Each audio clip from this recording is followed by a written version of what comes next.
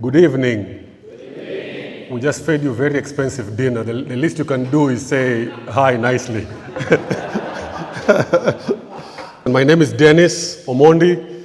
I am saved. I love Jesus very much. I'm from Kenya originally, currently living in Dallas. I am married to one wife. From where I come from, I have to say that because the assumption that you're married to one wife is not a true assumption. We have two wonderful children, 17 and 14. I want to discuss a critical issue that faces the global church, and it's the urgent need for non-formal pastor training worldwide. I went to school in America. I've been speaking in a lot of American cities, and I know that I cannot have a successful American speech without giving statistics, because Americans love their numbers. So I'm going to give you some numbers here, but I want you to imagine leading a congregation as a pastor without any formal training for 20, 25, 30, 40 years. And people are sitting underneath your leadership, but you don't have the training. And I know as hard as that sounds, it is the reality for millions of pastors around the world. So here are the numbers that we have. In our industry, we collect this information. There are approximately 5 million pastors in the world. Only 5% of those pastors have received formal theological training. What is 5% of 5 million? 250,000 pastors around the world have formal training. That means that 4.75 million, and these are the ones that were polled. I'm sure these are conservative numbers. 4.75 million have little to no training for their ministry work. The church is growing. Every day, 50,000 people get saved. That means for us as Christians to keep up with this growth, the global church needs about 300,000 new pastors every year. 300,000 new pastors every year to keep up with this growth. The rapid growth presents a very significant challenge because traditional seminaries and Bible colleges cannot keep up with the demand. It can't. And somebody will ask me, Dennis, the seminaries are empty in America. Yeah, they're empty because they're extremely expensive.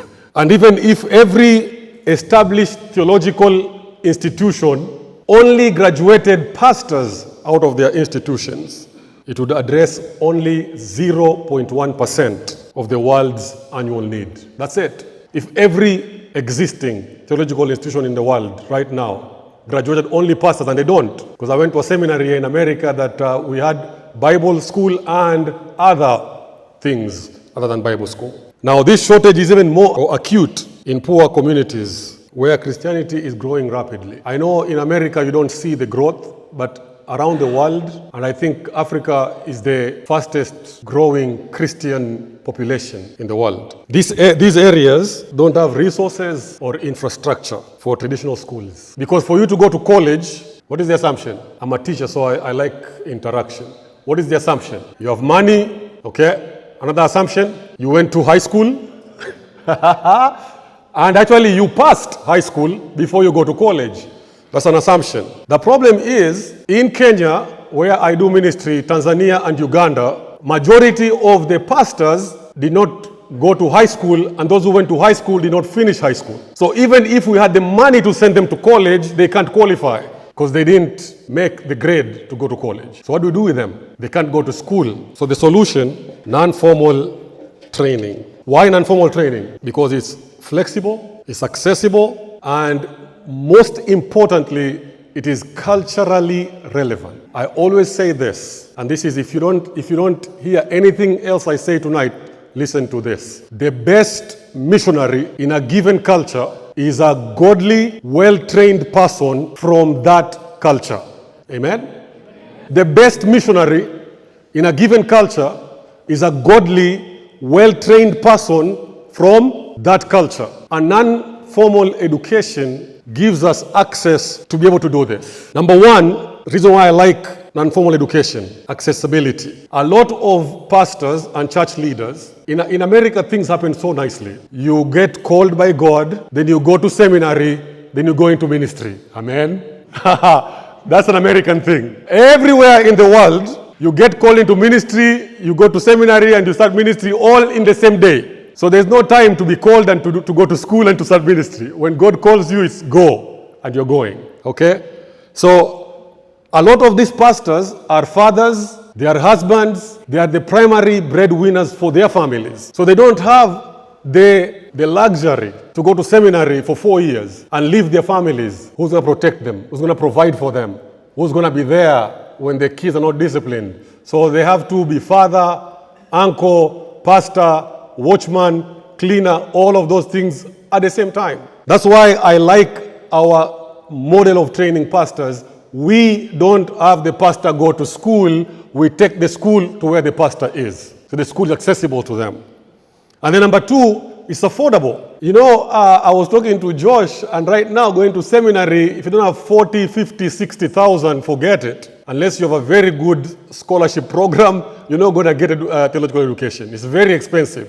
The thing about our training is affordable. Affordable to who, though? We try to make it so affordable. So we have this BLTC program, 20 courses. The whole course, if they were to pay for it, will only cost them $250. That's it for one pastor to go through training. $250 in Kenya, Tanzania, and Uganda. If you are a pastor with children, 4, 5, 6, 7 children, and you go to work and you're getting between $3 to $10 a day, do the math. $250 is not small money. It's a lot of money. So we call it affordable, kinda affordable. And then I like number 3, contextual relevance.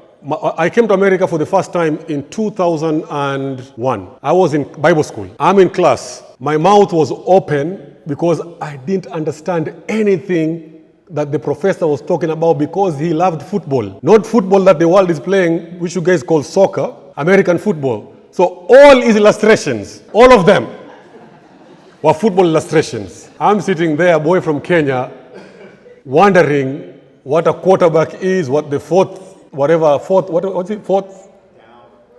those things are, the lines and he's using the Bible. And he's saying this thing, and everybody is getting it, and they're saying amen, and I'm like, I can't say amen. I have no idea what you're talking about. So contextually, it was irrelevant to me. But if I was taught by a Kenyan minister with Kenya-relevant illustration, I would have gotten it. Finally, we can deploy this thing quick. We don't need infrastructure. If we go to this village, we do a conference, and they say they want the class, we can begin the class tomorrow. All we need is a table, a chalkboard, or under a tree, anywhere.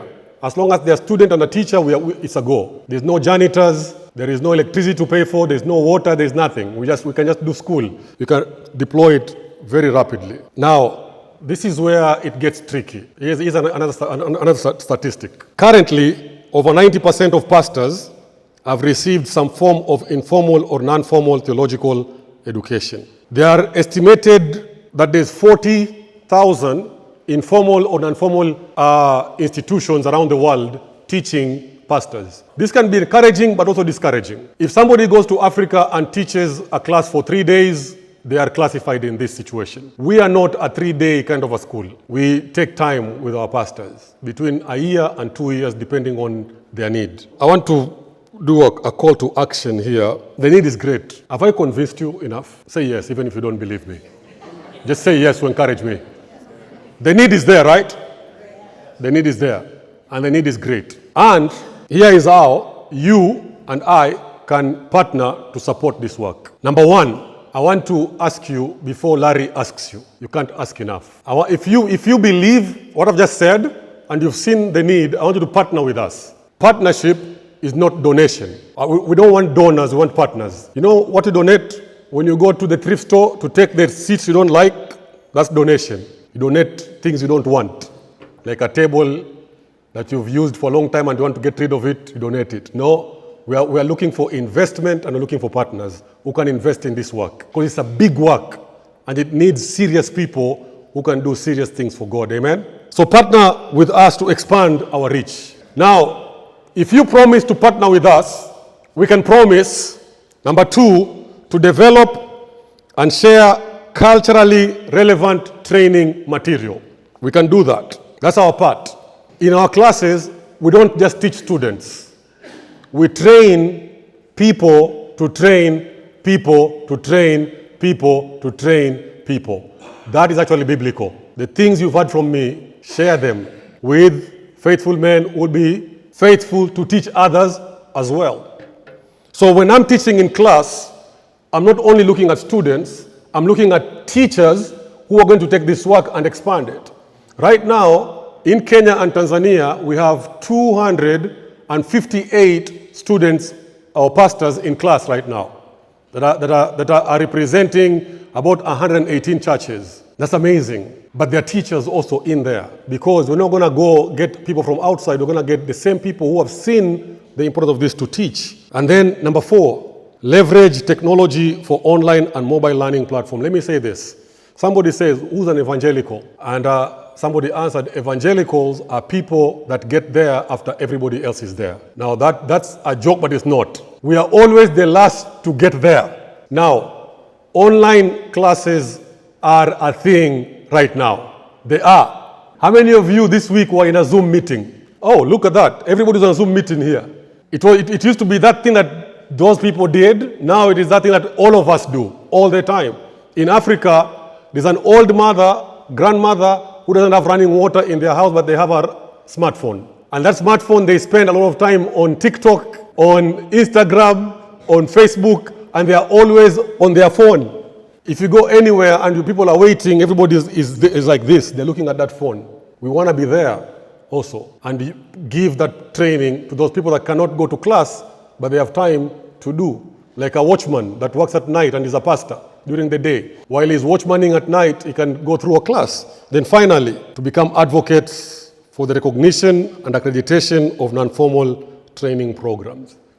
This is important and dear to me. Rwanda has closed the churches of pastors who had no training. In Kenya right now, there is a discussion in parliament to regulate all religious institutions in the country of Kenya. And if you're not trained as a pastor, your church is going to be closed. And that's not only unique to Kenya and Rwanda, it's becoming a thing in Africa because African presidents like to copy each other. Rwanda started it and it's going around. Right now, I'm in conversations with people to see, and I was talking to Larry, I hope that we can put our curriculum in front of these people to say that this is a good curriculum. Finally.